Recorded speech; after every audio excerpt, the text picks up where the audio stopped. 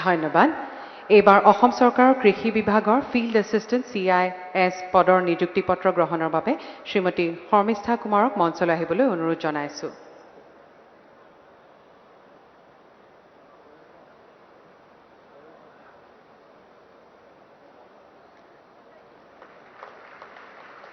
ধন্যবাদ। বন বিভাগৰ নিযুক্তি পত্ৰ প্ৰদান কৰা হ'ব বনৰক্ষী ফৰেষ্ট গাৰ্ড শ্ৰী চিন্ময় শৰ্মাক। আপোনাক মঞ্চলৈ আহিবলৈ অনুৰোধ জনাইছোঁ।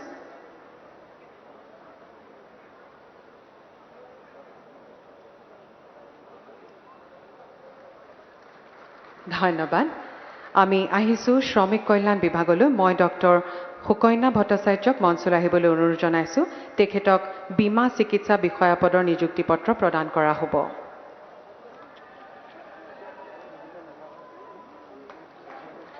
ধন্যবাদ। অসম চৰকাৰৰ লোক নিৰ্মাণ পথ বিভাগৰ কনিষ্ঠ সহকাৰী পদৰ নিযুক্তি পত্ৰ গ্ৰহণৰ বাবে শ্ৰীমতী অমৃতা গোস্বামীক মঞ্চলৈ আহিবলৈ অনুৰোধ জনাইছোঁ। অমৃতা গোস্বামীক মঞ্চলৈ আহিবলৈ অনুৰোধ জনাইছোঁ।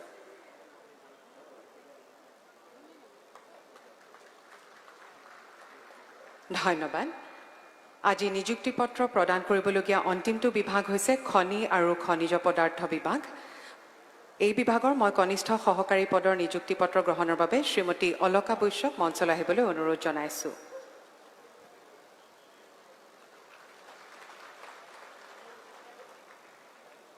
ধন্যবাদ। আমাৰ নিযুক্তি বিতৰণ পৰ্বৰ ইমানতে অন্ত পৰিল।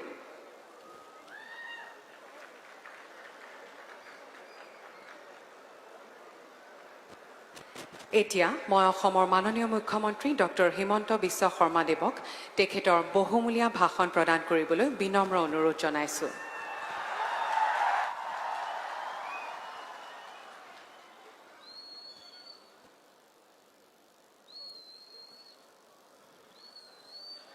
আজিৰ এই স্মৰণীয় সভাত আমাৰ মাজত উপস্থিত থকা অসম চৰকাৰৰ সন্মানীয় মন্ত্ৰী ৰঞ্জিত কুমাৰ দাস ডাঙৰীয়া, অসম চৰকাৰৰ সন্মানীয় মন্ত্ৰী অতুল বৰা ডাঙৰীয়া, অসম চৰকাৰৰ সন্মানীয় মন্ত্ৰী পৰিমল শুক্লবৈদ্য ডাঙৰীয়া, অসম চৰকাৰৰ সন্মানীয় মন্ত্ৰী কেশৱ মহন্ত ডাঙৰীয়া, অসম চৰকাৰৰ সন্মানীয় মন্ত্ৰী ৰণোজ পেগু ডাঙৰীয়া, অসম চৰকাৰৰ সন্মানীয় মন্ত্ৰী যোগেন মহান ডাঙৰীয়া, অসম চৰকাৰৰ সন্মানীয় মন্ত্ৰী শ্ৰীমতী অজন্তা নেওগ ডাঙৰীয়ানী, অসম চৰকাৰৰ মুখ্য সচিব শ্ৰী জিষ্ণু বৰুৱা ডাঙৰীয়া, director general of police Bhaskarjyoti Mahanta ডাঙৰীয়া, আমাৰ অতিৰিক্ত মুখ্য সচিব শ্ৰী ছয়েদিন আব্বাসী ডাঙৰীয়া, আশিষ কুমাৰ ভূটানী ডাঙৰীয়া, আমাৰ মাজত উপস্থিত বিত্ত বিভাগৰ প্ৰধান সচিব সমীৰ সিনহা ডাঙৰীয়া, স্বাস্থ্য বিভাগৰ প্ৰধান সচিব অবিনাশ যোশী ডাঙৰীয়া, গৃহ আৰু ৰাজনৈতিক বিভাগৰ প্ৰধান সচিব নিৰাজ বাৰ্মা ডাঙৰীয়া, সমাজ কল্যাণ বিভাগৰ প্ৰধান সচিব মুকেশ সাহু ডাঙৰীয়া, উচ্চ শিক্ষা বিভাগৰ প্ৰধান সচিব শ্ৰী মণিবন্দন ডাঙৰীয়া, স্বাস্থ্য বিভাগৰ আয়ুক্ত সচিব সিদ্ধাৰ্থ সিং ডাঙৰীয়া, আমাৰ মাজত উপস্থিত লোক নিৰ্মাণ বিভাগৰ বিশেষ আয়ুক্ত সচিব ৰাজেশ কেম্প্ৰাই ডাঙৰীয়া, মাধ্যমিক শিক্ষা বিভাগৰ সচিব ভাৰত ভূষণ দেৱ চৌধুৰী ডাঙৰীয়া, খনি বিভাগৰ সচিব ডক্টৰ লক্ষ্মণন ডাঙৰীয়া, আজিৰ এই সভাখনৰ আয়োজনৰ দায়িত্ব লোৱা নেশ্যনেল হেল্থ মিছনৰ অভিযান সঞ্চালিকা ডক্টৰ MS লক্ষ্মীপ্ৰিয়া ডাঙৰীয়া, অসম চৰকাৰৰ প্ৰাথমিক বিভাগৰ সচিব ডক্টৰ বিজয়া চৌধুৰী ডাঙৰীয়ানীকে প্ৰমুখ কৰি মঞ্চত উপবিষ্ট মোৰ সতীৰ্থসকল, আজি নিযুক্তি পত্ৰ ল'বলৈ অহা মোৰ বন্ধু বান্ধৱীসকল আৰু তেখেতসকলৰ সন্মানীয় পিতৃ মাতৃসকল, আজিৰ দিনটো আমাৰ বাবে এটা অতি স্মৰণীয় দিন। নিৰ্বাচনৰ সময়ত আমি অসমৰ ৰাইজক প্ৰতিশ্ৰুতি দিছিলোঁ যে আমাৰ চৰকাৰ যদি শাসনলৈ আহে আমি 1 লাখ চৰকাৰী নিযুক্তি আৰু 2 লাখ কৰ্মসংস্থাপনৰ আমি ব্যৱস্থা কৰি দিম। 10 মে যোৱা বছৰ চৰকাৰ গঠন হৈছিল। প্ৰায় 5টা মাহ আমি কোভিডৰ সৈতে যুঁজ দিছিলোঁ। সেই সময়ত কোভিডযুক্ত পৰিৱেশত আন কথা ভবাৰ বাবে আমাৰ সময় নাছিল। সেই সময়ত মানুহৰ জীৱনক ৰক্ষা কৰাটোৱে আমাৰ সৰ্বোচ্চ প্ৰাথমিক দায়িত্ব আছিল। কোভিডযুক্ত পৰিৱেশ শেষ হৈ যোৱাৰ লগে লগে আমি আমাৰ নিৰ্বাচনৰ প্ৰতিশ্ৰুতিসমূহ পূৰণৰ বাবে আগবাঢ়ি গৈছিলোঁ। অৰুণোদয় আঁচনিয়ে হওক, মহিলাসকলে লোৱা মাইক্ৰ' ফাইনেন্সৰ ঋণ ৰেহাইকে হওক, প্ৰতিটো দিশতে আমাৰ চৰকাৰে নিষ্ঠা আৰু সততাৰে নিৰ্বাচনী প্ৰতিশ্ৰুতিসমূহ পালন কৰাৰ দিশত আগবাঢ়িছিলে। মানুহৰ মনত প্ৰশ্ন আছিলে যে বাকীটো হ'ব, কিন্তু 1 লাখ চাকৰিত নিযুক্তি দিয়াটো সম্ভৱ হ'ব জানো? বহুত বিৰোধী দলৰ ব্যক্তিয়ে ভাবিছিল যে চৰকাৰেতো 1 লাখ চাকৰি দিব নোৱাৰিব, তেতিয়া আমি এই চৰকাৰখনৰ বিপক্ষে কিবা এটা কথা ক'বলৈ সুযোগ পাম। কিন্তু আমি কি কৰিব পাৰোঁ নোৱাৰোঁ তাক আমি নাজানো। কাৰণ ভাগৱত গীতাত কোৱাৰ দৰে কৰ্মৰ ফল আমাৰ হাতত নাই, কিন্তু কৰ্মযজ্ঞত আহুতি দিয়াৰ সংকল্প, কৰ্মযজ্ঞত প্ৰতিটো দিন, প্ৰতিটো পল, প্ৰতিটো সময় সমৰ্পণ কৰাৰ ইচ্ছা আৰু আগ্ৰহ আমাৰ বুকুত আছিল। অসম মন্ত্ৰীসভাৰ মোৰ প্ৰতিগৰাকী সতীৰ্থ এই প্ৰতিশ্ৰুতিসমূহ পালনৰ বাবে প্ৰথম দিনাৰ পৰাই কামত নামি পৰিছিল।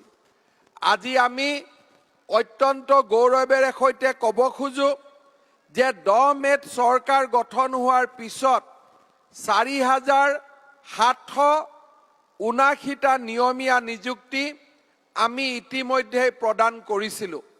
শিক্ষা বিভাগতে হওক, আন বিভিন্ন বিভাগত ইতিমধ্যে আমি 4,779 আমি এপইণ্টমেণ্ট দিব পাৰিছিলোঁ।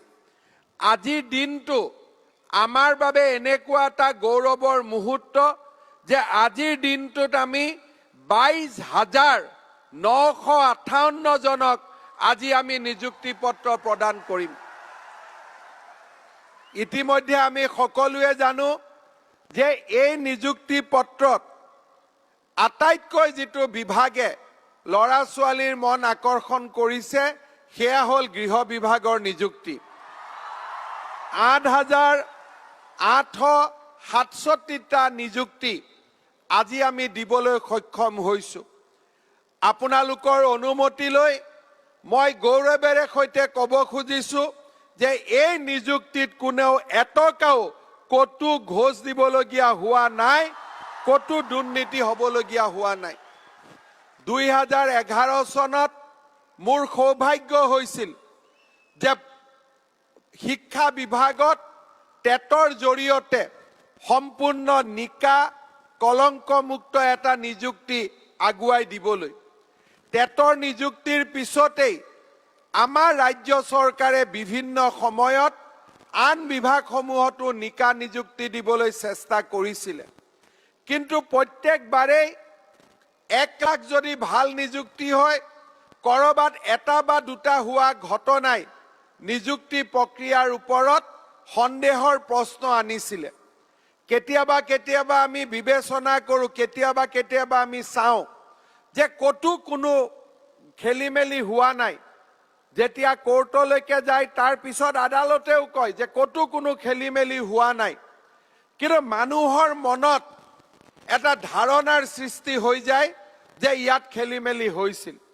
সেইবাবে পুৰণা দিনত আমাৰ যিবিলাক ন্যায়াধীশ আছিলে তেওঁলোকে কৈছিলে যে অকল ন্যায় দিলেই নহ'ব, ন্যায় দিয়াৰ প্ৰক্ৰিয়াটোৰ ওপৰতো মানুহৰ বিশ্বাস আৰু আস্থা থাকিব লাগিব।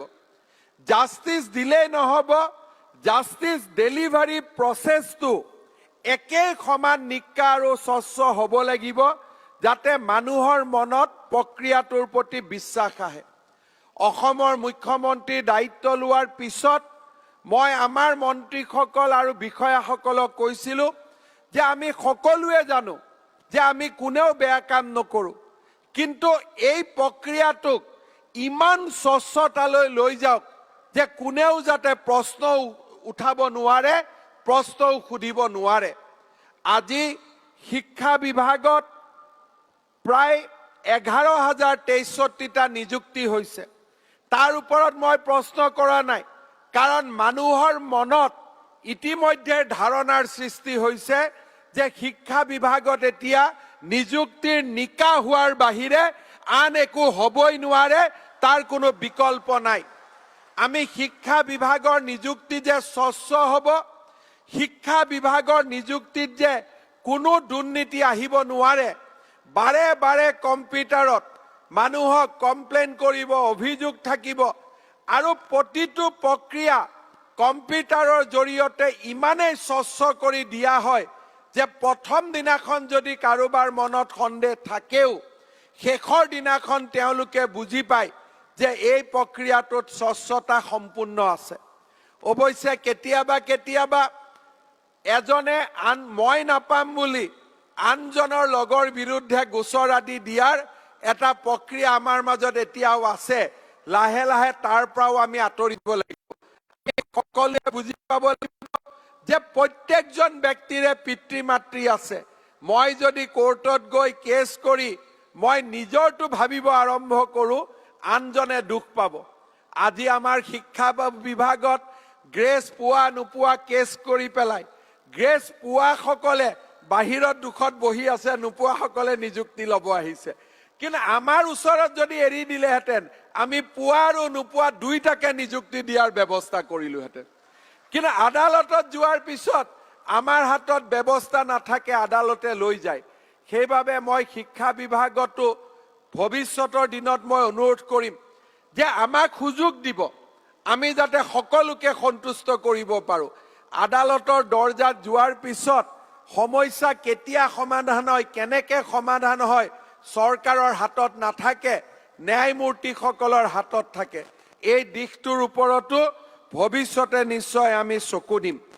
জনস্বাস্থ্য কাৰিকৰী বিভাগত 330টা, জলসম্পদ বিভাগত 135টা, সমাজ কল্যাণ বিভাগত 69টা, স্বাস্থ্য বিভাগত 2419, 2419টা, কৃষি বিভাগত 55টা, পৰিৱেশ আৰু বন বিভাগত 23টা, লোক নিৰ্মাণ বিভাগত 8টা, খনি আৰু খনিজ পদাৰ্থ বিভাগত 2টা, আৰু শ্ৰমিক কল্যাণ বিভাগত আজি আমি 17টা নিযুক্তি পত্ৰ আমি দিবৰ বাবে গৈ আছো।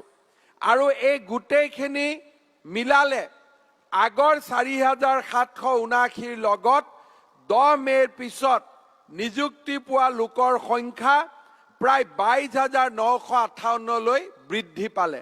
অৰ্থাৎ আজিৰ দিনত আমি ক'ব গ'লে প্ৰায় 28,000 নিযুক্তি আমাৰ চৰকাৰখনৰ দিনত আমি সমাপন কৰিব পাৰিলোঁ।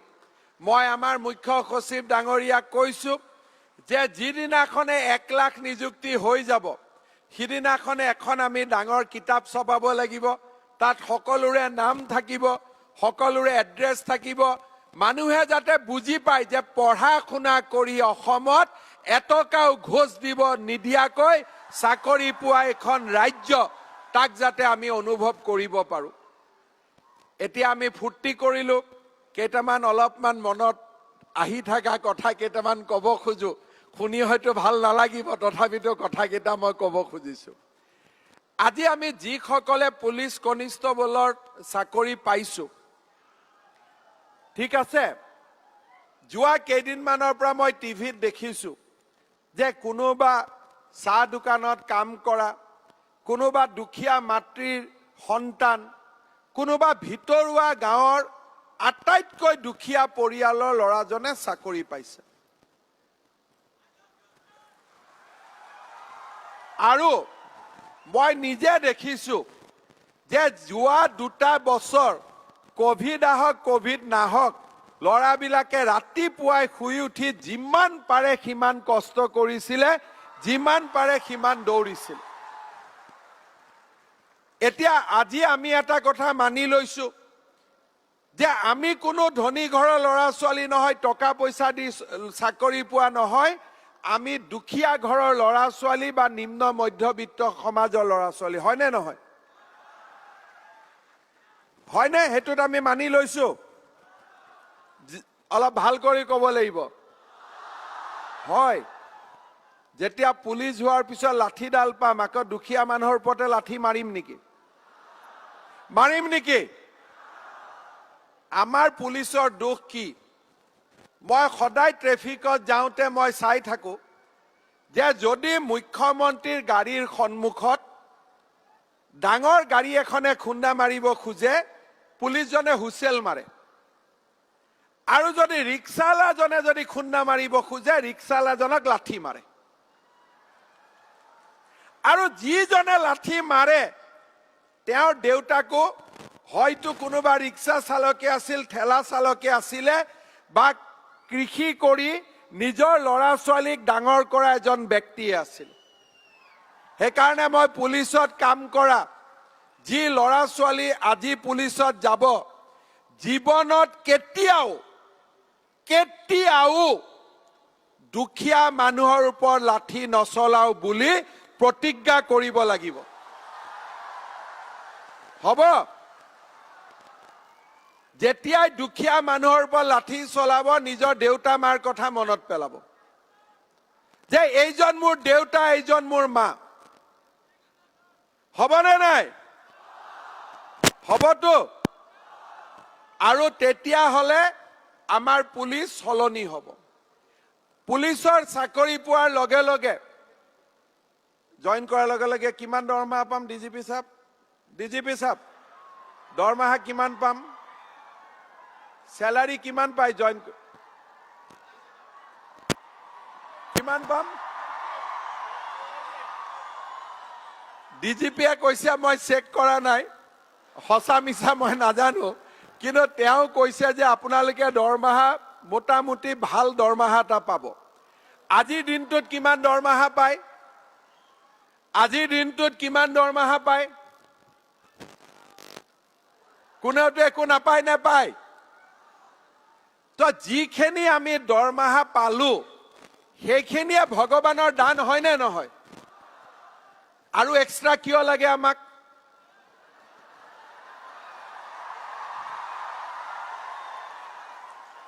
আজি আমাৰ আছে মাহত দৰমহা নাই, মায়ে আত্মসহায়ক গোট কৰি কবাত পকৰি বেচি, কবাত ব্ৰইলাৰ চিকেন বিক্ৰী কৰি, কবাত কণী তুলি ঘৰত পইচা কেইটামান থওঁ, চাকৰিত ইণ্টাৰভিউ যাবৰ কাৰণে মায়ে সাঁচতীয়া পইচাৰ পৰা 50 টকা আমাক উলিয়াই দিয়ে।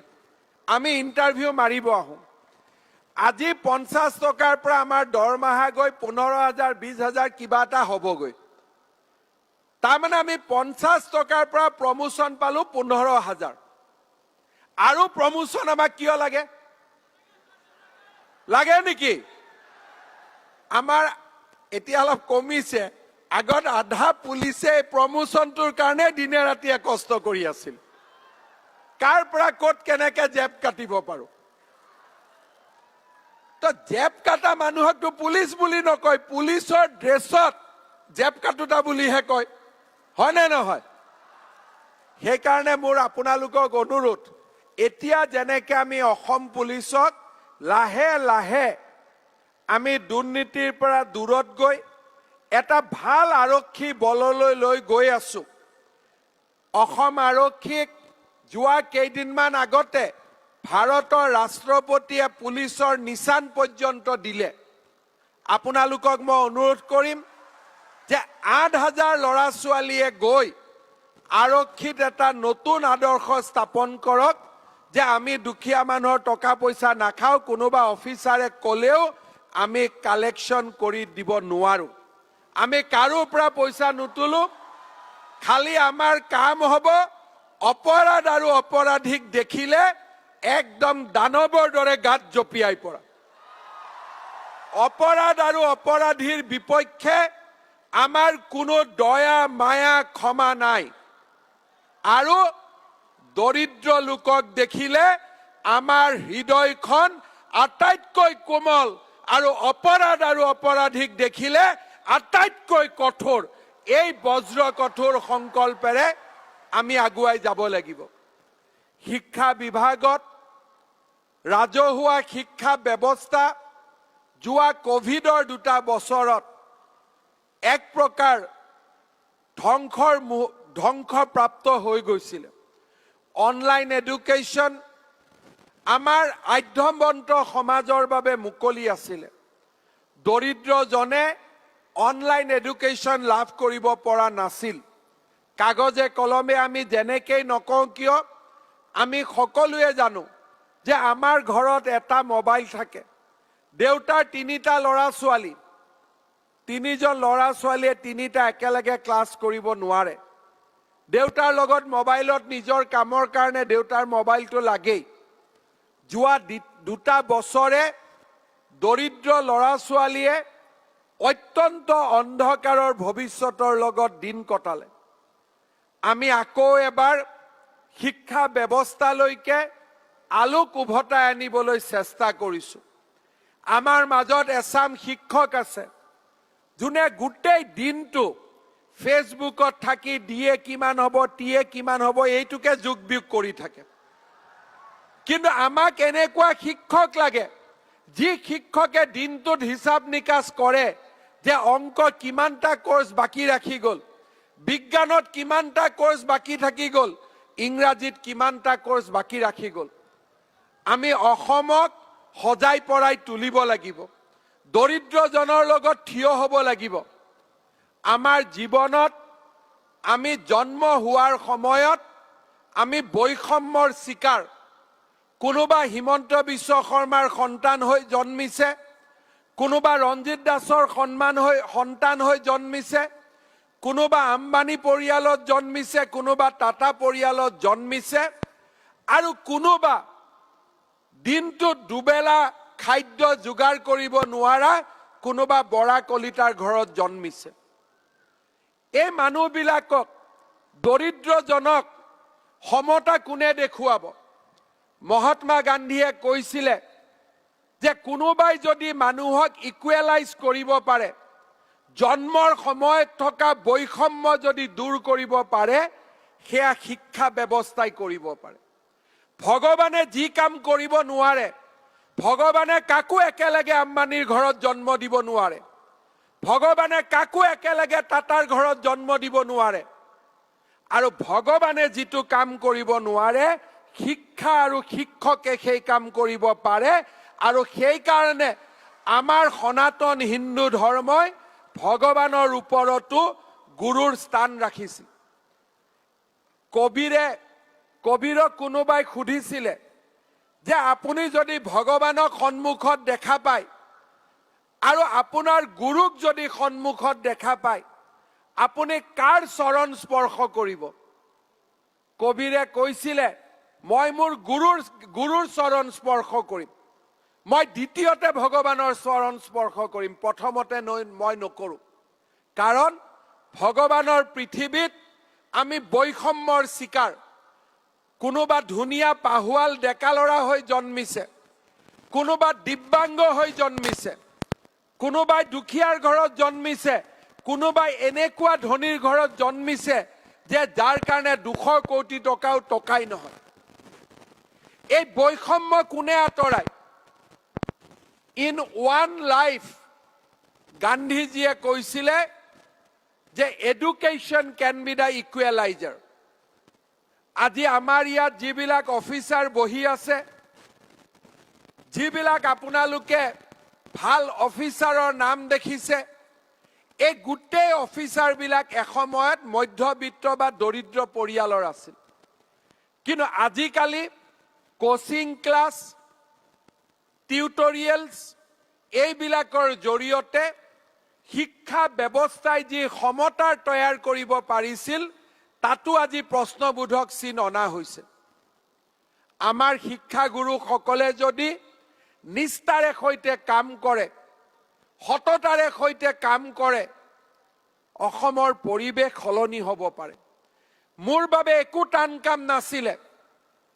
মোৰ জীৱনকালত 2011 চনৰ ভিতৰত প্ৰায় 2 লাখ চৰকাৰী কৰ্মচাৰীক আজিকে ধৰি নিযুক্তি পত্ৰ মই নিজ হাতেৰে বিতৰণ কৰিছিলোঁ।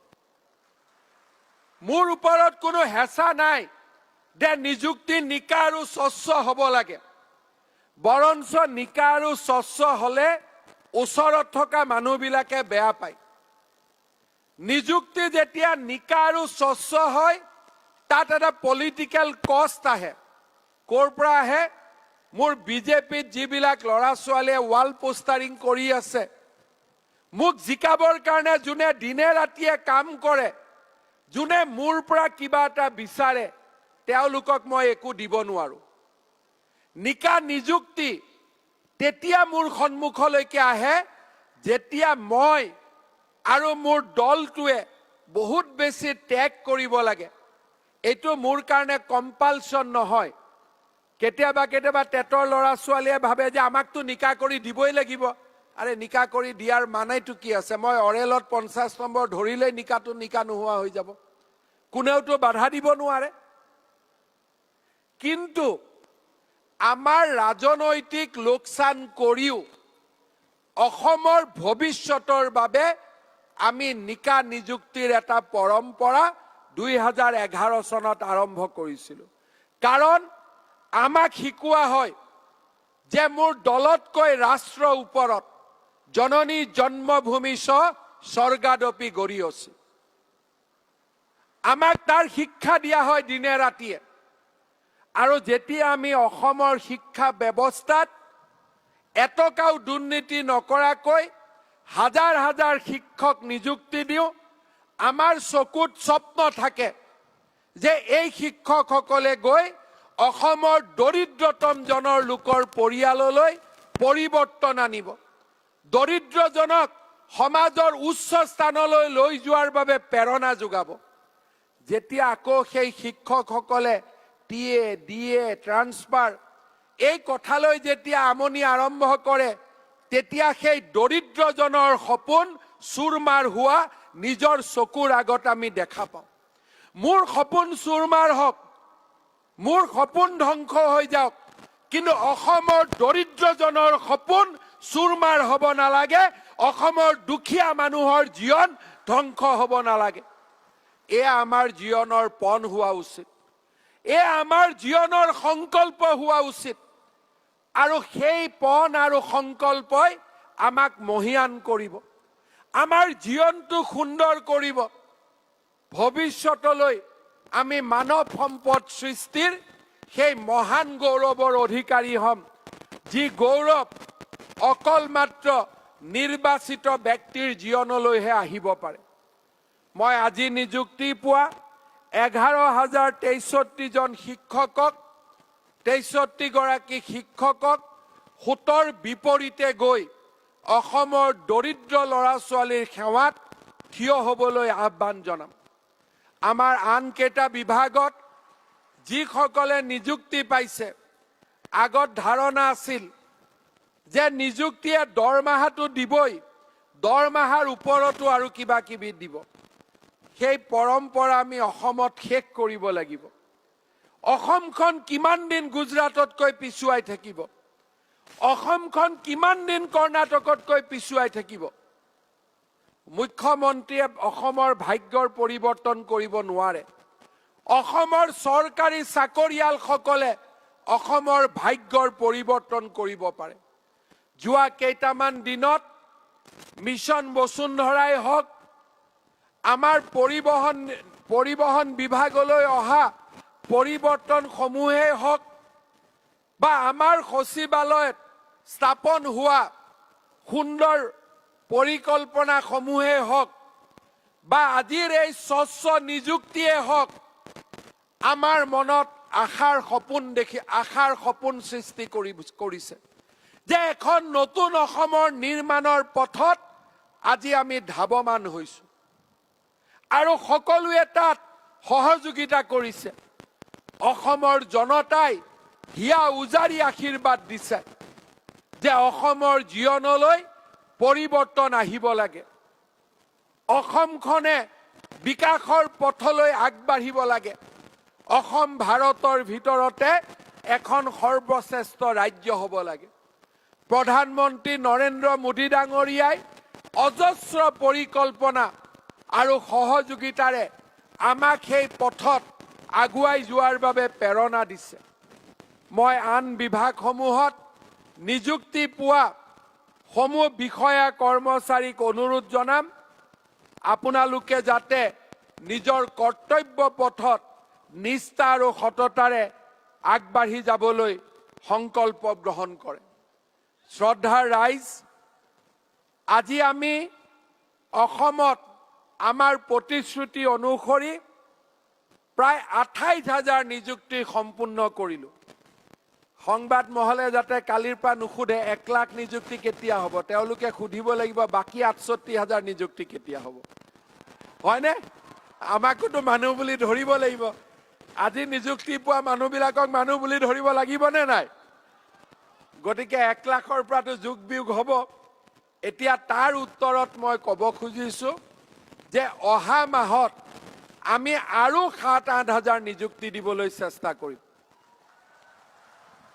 স্বাস্থ্য বিভাগ আৰু অসম আৰক্ষী মিলি অহা মাহতে হওক বা জুলাই মাহৰ 15 তাৰিখৰ আগতে হওক আমি আৰু ৭-৮,০০০ নিযুক্তি নিয়মীয়া নিযুক্তি দিয়াৰ বাবে আমি সংকল্প হাতত লৈছো সমান্তৰালভাৱে জুলাই মাহৰ শেষৰ সপ্তাহত আৰু ২৬,০০০ নিযুক্তিৰ বাবে আমি লিখিত পৰীক্ষাৰ কাম হাতত ল'ম অৰ্থাৎ আমি আমাৰ নিৰ্দিষ্ট গতিত আমি ধাৱমান হৈছো যে আমি 1 লাখ নিযুক্তিৰ সংকল্প আমি সিদ্ধিলৈ ৰূপান্তৰ কৰিম আমি যেতিয়াই সংকল্প লওঁ সংকল্পৰ পিছত আমি সিদ্ধিৰ বাবে প্ৰয়াস প্ৰচেষ্টা কৰিব লাগে আৰু ৰাজ্য চৰকাৰখনে আমাৰ প্ৰত্যেকটো সংকল্প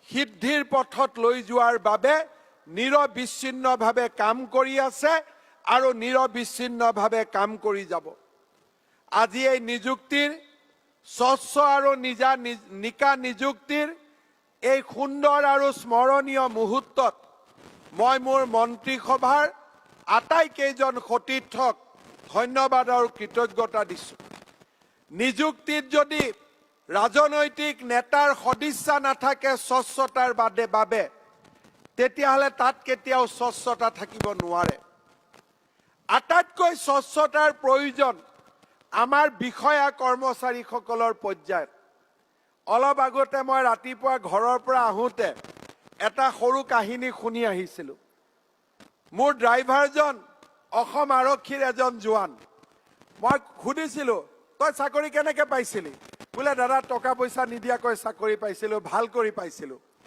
বোলে একদম ভাল পাইছিলি নে বোলে নহয় লাষ্টৰ দিনা ২০,০০০ দিবলগীয়া হ'ল তো কেনেকৈ লাষ্টৰ দিনা ২০,০০০ দিবলগীয়া হ'ল কাৰণ ডিজিপি অফিচত যিদিনাখন চাকৰি লিষ্টখন ৰেডি হ'ল তাৰ ডিলিং এছিষ্টেণ্টজনে লিষ্টখন দেখা পালে দেখা পাই পেলাই তাক খবৰ দিলে যে তই যদি 1 লাখ টকা নিদিয় তোৰ নামটো কটা যাব পৰখি ৰিজাল্ট দিব এটা নামটো মই ডিজিপিক দি দিম ডিজিপিয়ে চাব পাৰিব এইটো আজি ৫-৬ বছৰ আগৰ কথা কৈছো তাৰমানে টাইপ কৰা মানুহজন পৰ্যন্ত সৎ আৰু নিকা হ'ব লাগিব কেতিয়াবা আমাৰ অফিচাৰসকলেতো আমি গম পালো যে এইটো নিকা নিযুক্তি কিন্তু যাৰ হাতত টাইপ লিষ্টখন থৈ দিলো সি আকৌ অংক কৰা আৰম্ভ কৰি দিলে হয়নে অসমত এনেকুৱা ফ্ৰিল্যান্সাৰ বহুত আছে যেনেকে ময়ে বাহ বিচাৰি ঘূৰি ফুৰে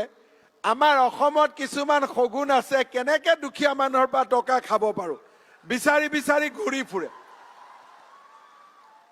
তো এইবিলাকৰ বিৰুদ্ধে আমাৰ যুদ্ধ থাকিব কিন্তু এইবাৰ অসম আৰক্ষীত কোনেও সেই লিষ্টখনো নাপালে।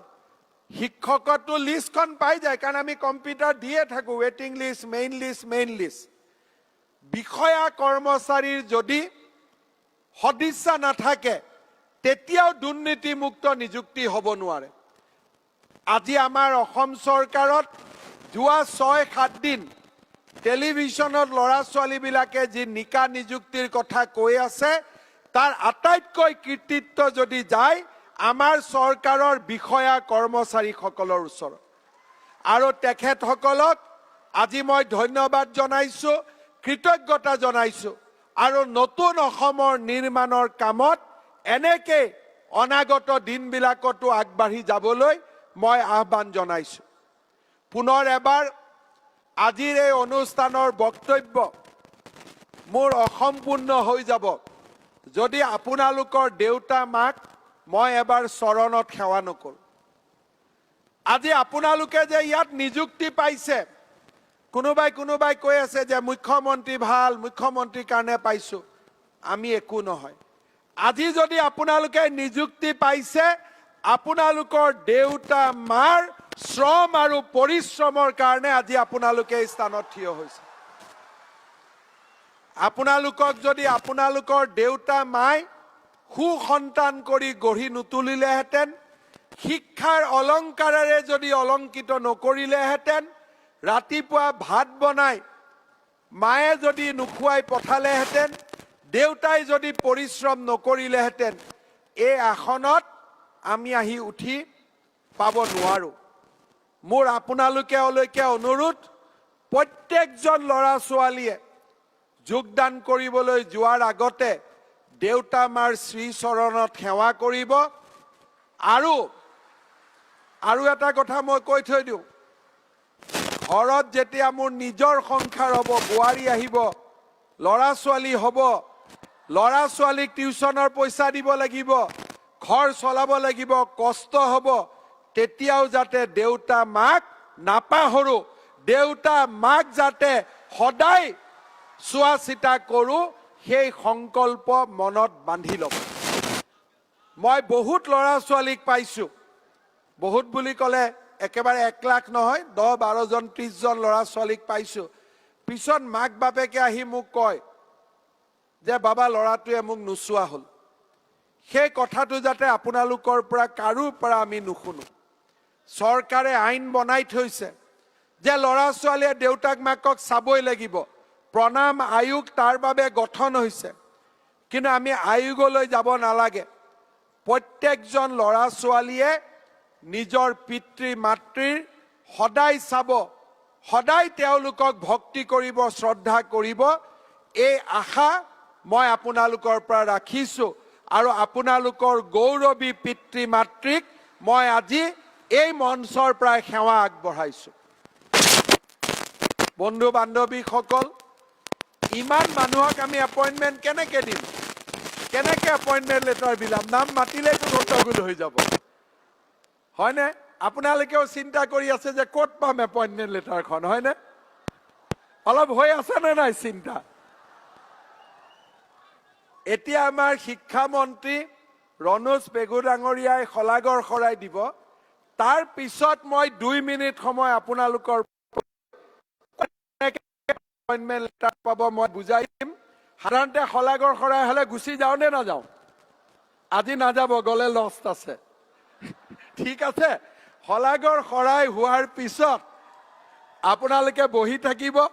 মই আৰু 2 মিনিটত খুব সুন্দৰ কৰি আপোনালোকক বুজাই দিম, আৰু ক'ৰ পৰা কেনেকৈ এপইণ্টমেণ্ট লেটাৰ পাব আপোনালোকে সুন্দৰ কৰি অপেক্ষা কৰিব। মোৰ লগত একেলগে কওক, ভাৰত মাতা কি, ভাৰত মাতা কি, বন্দে বন্দে। বহুত বহুত ধন্যবাদ। পুনৰবাৰ আপোনালোকৰ জীৱন উজ্জ্বল হওক, মংগলময় হওক, তাকে কামনা কৰি মই মোৰ বক্তব্যৰ